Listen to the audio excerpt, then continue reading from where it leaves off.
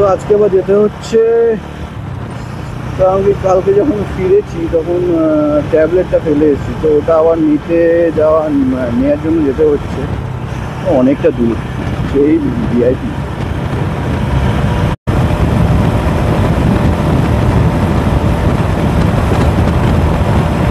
ব্যারাকপুর প্রায় পৌঁছে গেছি।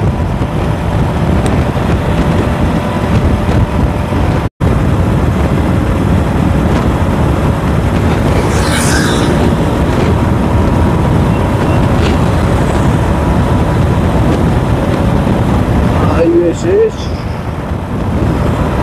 সোদপুর ক্রস করে গেছি, এবার বেলঘরিয়ার দিকে। এইভাবে টাফ রোড। আবার সেই জ্যামে আটকে গেলাম, কি করা যাবে, জ্যাম তো কিছু করার নেই, আস্তে আস্তে যাই।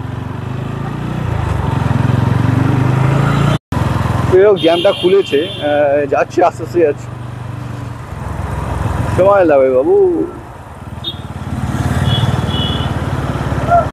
এই রাস্তাটা একসময় প্রচুর দোকান ছিল, প্রচুর দোকান ছিল। লোকে রাত্রিবেলা এসে এখানে গাড়ি দাঁড় করে সাইডে চা খেতে, একটা আলাদাই আমেজ ছিল।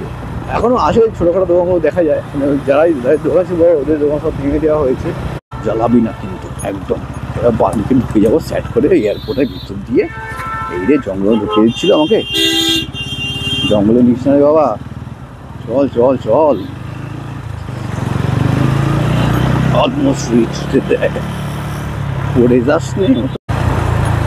আবার সিগনাল, এই সিগনালটা কোনোদিন ফাঁকা পাই না, ফোনে না বলে এক দুদিন পেয়ে যাই, কিন্তু অল টাইম এটা ভিড়ই থাকে। ডান দিক ঘুরবো,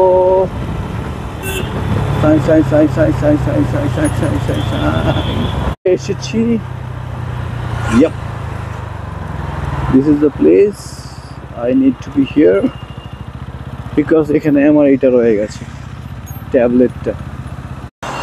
সো এসে গেছি, তো ট্যাবলেটটা নেবো, নেওয়ার পর দেখি মারুতি শোরুমটা যাবো, দেখি ওখানে কি বলে। ঠিক আছে চলো, দেখা হচ্ছে আবার, টাটা।